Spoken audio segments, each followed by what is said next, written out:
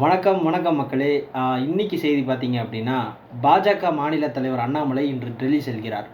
டெல்லி செல்லும் முன்பு அவர் செய்தியாளர்களை சந்தித்தார். அப்போது அவர் கூறியது என்ன அப்படின்னா, தமிழக அரசு தூய்மைக்கு முன்னுரிமை வழங்க வேண்டும். திமுக பொய் பேசுவதற்கு சமூக வலைத்தளங்களை பயன்படுத்துகிறது. கூட்டணி முறிவு குறித்து என்னிடம் எந்த அறிக்கையும் கேட்கவில்லை என்றும், தேர்தலுக்கு இன்னும் 7-8 மாதங்கள் இருக்கிறது.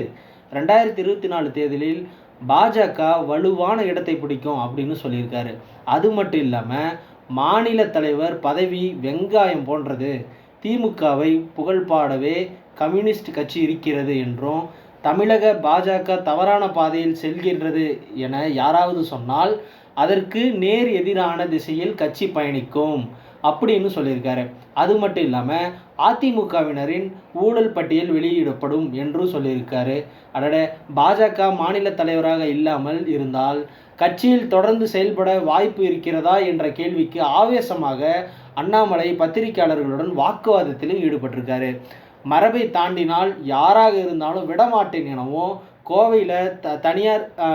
கோவையில் அரசு நிலத்தை அபகரிப்பதாக பாஜக மாவட்ட தலைவர் மீது குற்றச்சாட்டு எழுந்திருப்பது குறித்து மாவட்ட தலைவர் பதிலளிப்பார் என்று சொல்லியிருக்காரு.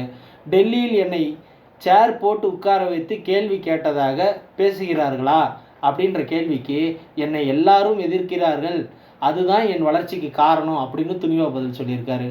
கூட்டணி குறித்து தேசிய தலைவர்கள் கருத்து சொல்வார்கள். தனித்து போட்டி என்பதற்கு செல்ல விருப்பமில்லை. தமிழகத்தை நிறைய இடங்களில் ஜெயிப்போம் அப்படின்னு உறுதிமொழி சொல்லியிருக்காரு. அவ்வளோதாங்க. நன்றி.